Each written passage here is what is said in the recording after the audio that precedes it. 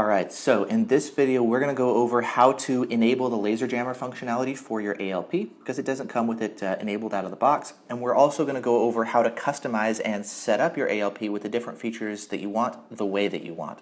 So the way that you're going to do it is not actually through the ALP but through the website online on your computer at home. So you're going to go here to alpupdate.com, and then over here there's a section for configure.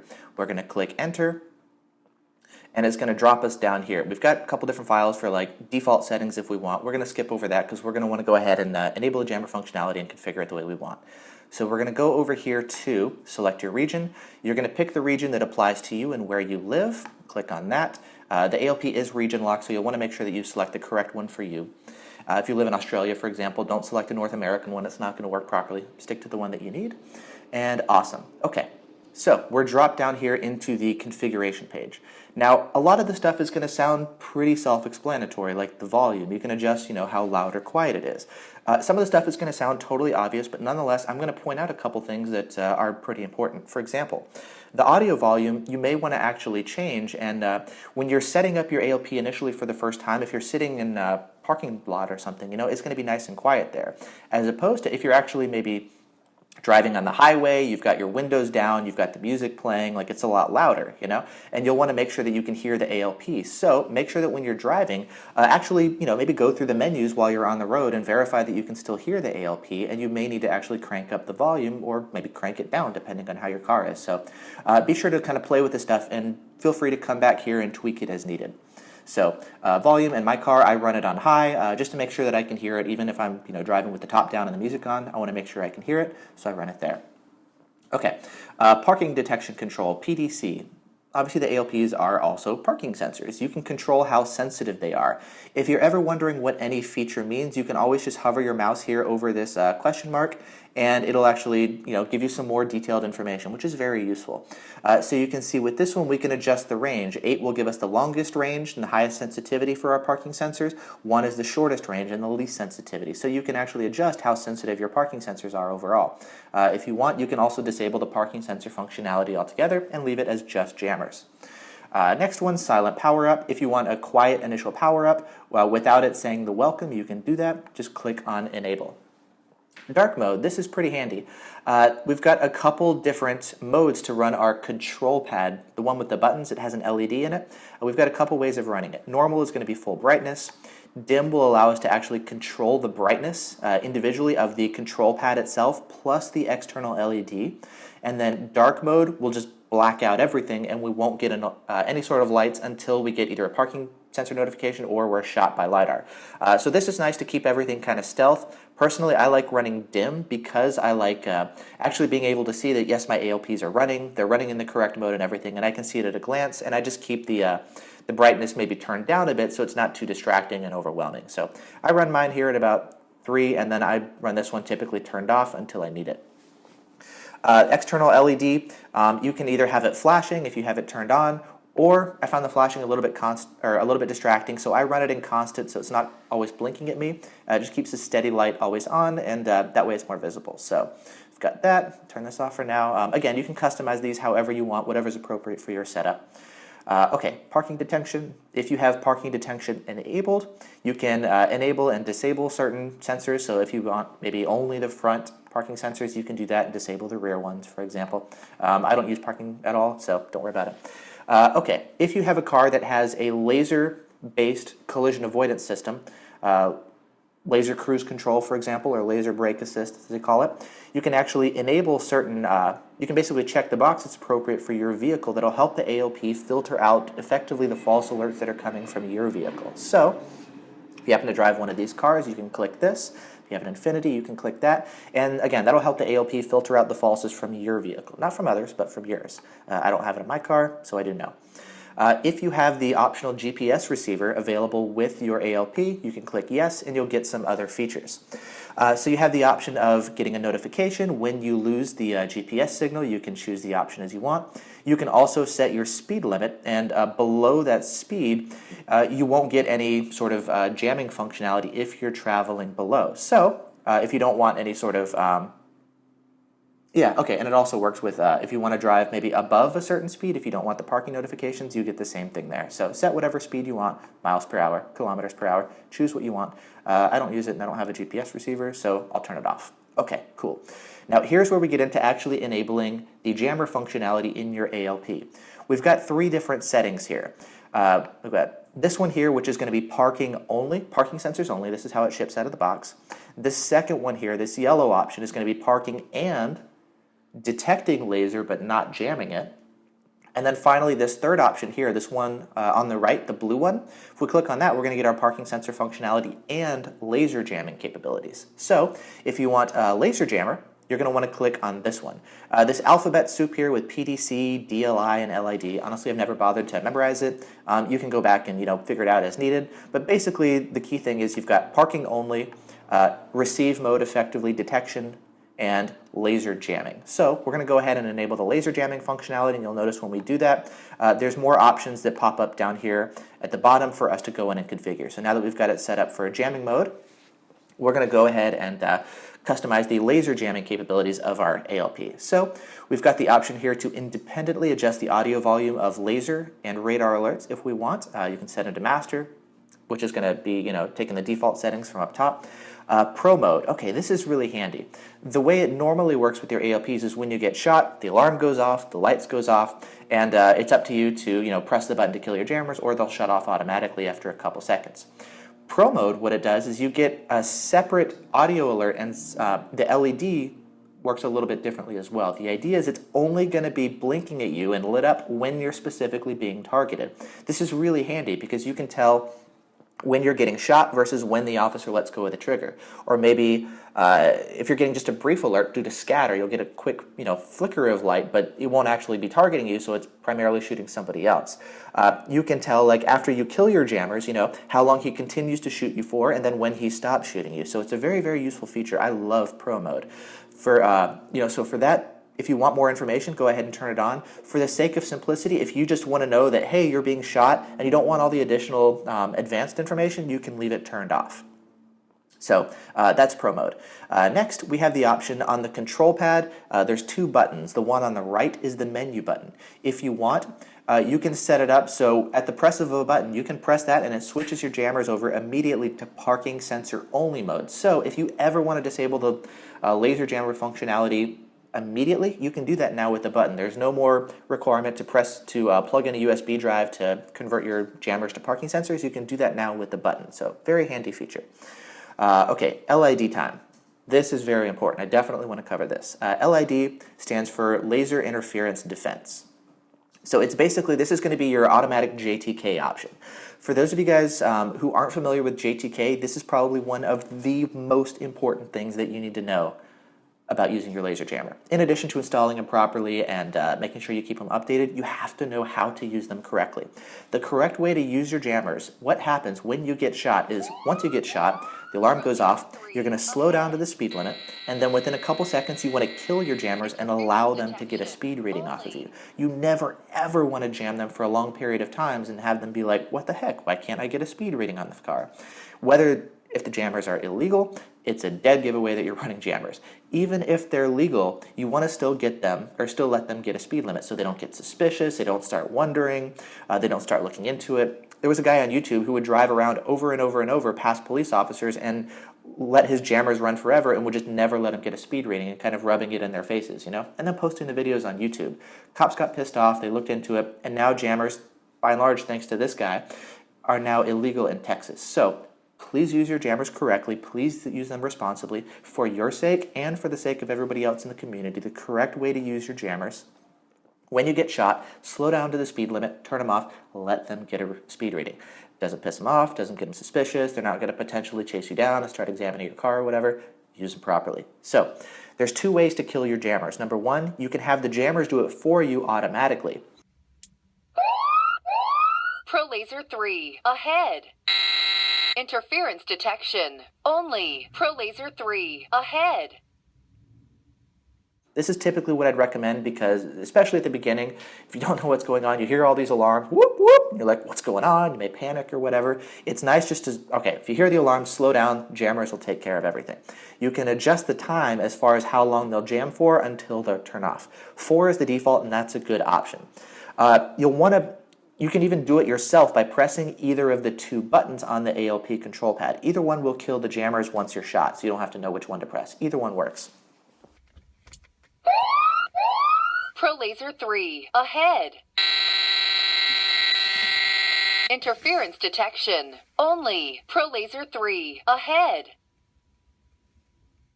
So if you set them, for example, to unlimited mode, this is really only going to want to be used when you're testing your jammers. You're going to want to make sure that you can jam all the way from maybe 2,000 feet all the way up to the gun. You can get jam to gun performance. You'll never want to do that in real life, but for testing purposes, that's the way you'll run it. So for testing, you can set it here to unlimited.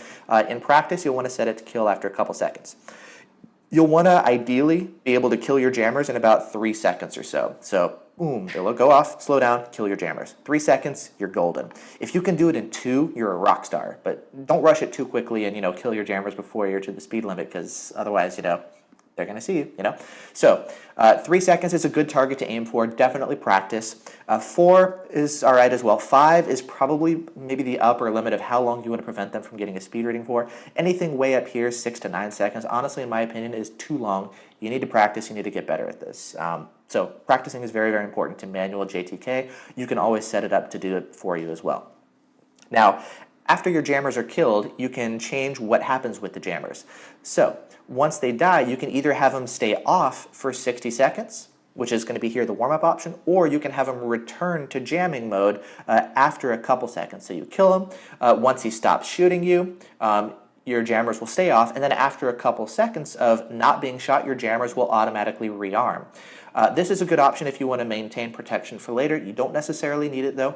One thing that's important to keep in mind is if your jammers are going to automatically rearm after he stops shooting you, you may begin jamming him again after you've already killed your jammers. So if he stopped shooting you and then maybe you came over a hill or there was a car in the way or something and he shoots you again, you're going to begin jamming him again. So if you have this option selected, you'll want to make sure that if you see the jammers actually beginning to jam again, keep your finger on the kill switch so that you can actually turn off the jammers again a second time or maybe even a third time depending on how things go in the encounter. So this is nice to keep your jammers up after you've killed them, but again, be aware of how they function so that you can use them properly.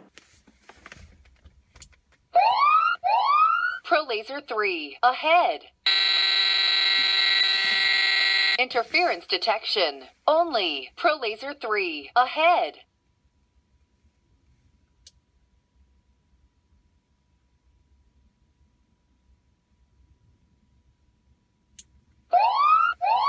Pro interference detection, only.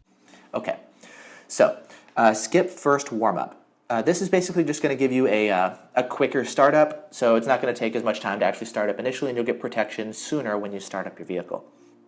Okay, here's the options of where you can go in and fine-tune which jammers it can, or which LiDAR guns it can jam. Polyscan, you may get some false alerts with it. It's only used in a couple places, like in Maryland and a few other places around the country. It's not a handheld LiDAR gun, it's a fixed LiDAR gun. You can turn it on and off if you want. Typically, it's best if you get false alerts, just leave the false rejection on for the Polyscan. You can see if you're using the older anti-laser heads, like the G9 or the G9 RX, don't use this option because it may actually be an issue with detecting legitimate Polyscan alerts. Otherwise, leave it on, it's fine. Defaults are good. For the stalkers, there's a couple different ways of running it. Maximum is going to give you max protection. Optimal kind of changes the jamming algorithm to help avoid any sort of jam codes. Max is typically fine, and you can see it's the default there. Okay. So really, again, the main thing is kill your jammers. That's going to be the main thing even more than jam codes. So voice pack modes. If you're running the hi-fi module, you've got 2 different versions of the voices. The simple mode is just going to give you a very simple alert. The detailed one will actually announce which gun you're being shot with. I find that very useful, so I like running in detailed mode. Next, we've got some options here for the radar detector. If you have a radar detector paired with your ALP, you can go ahead and select which option. you want. You'll notice as I switch between the different ones, there's different features and options that are available. If you're wondering which ones it supports, you can just hover your mouse over here and you can see it supports a bunch of different options. You've got the Redenso HD+, their remote unit. You've got a variety of different M3 heads like the STR+, 9500 Ci, SGIRM. It supports the V1, all this kind of stuff. So with radar, you can integrate it with your ALP. You're not going to get full feature and functionality as it running a standalone unit, like you won't get GPS lockouts, but you do get integration, so it's, you won't necessarily need the display for your detector and what else. Anyways, if you want to configure it, here's the options here. Everything should be pretty simple and self-explanatory. Turn everything on and off if you want. So for example, if we had an STIR, we could turn off X-band, turn off pop, turn off RDR. We could leave TSR on or off. K-band, we have options for segmentation. Not particularly useful in the States, but great for use internationally. We have the option to segment our detector, so if we wanted, we could run it 258 for 33.8, 34.7, and 35.5. Pretty simple. You can see we've got all the frequencies here as far as what it covers. And again, Ka-band at full strength. If you want it to actually initially give you a full strength alert, you can do that. Or if you want a more traditional ramp up, leave it off. Radar filter profile, we have highway mode and a couple different city modes where we can actually kind of back off the sensitivity a bit and help quiet down some of the false alerts. You can see we've got a yellow mode and a red mode. We can adjust here how strong the signal needs to be before we get an alert. So the idea is with yellow, for example, with the defaults, it has to get to signal 3 out of 10 before we get an alert. Or if we switch to red, maybe we need a 5 out of 10. So we can adjust the ability to filter out some of the weaker signals. We've got the auto mute functionality. If you want after 6 seconds for it to dial down the volume of the radar alert, you have that option. And then if you're using finally the stereo mute wire from the ALP that plugs into your radio and actually mutes your radio when you get an alert, it'll work for laser. Here you have the option for enabling the same feature for radar. You may not necessarily want it for radar because you'll get more false alerts with radar and it'll constantly be muting your stereo volume if you're listening to music, but if you want that feature, you have the option to enable it here.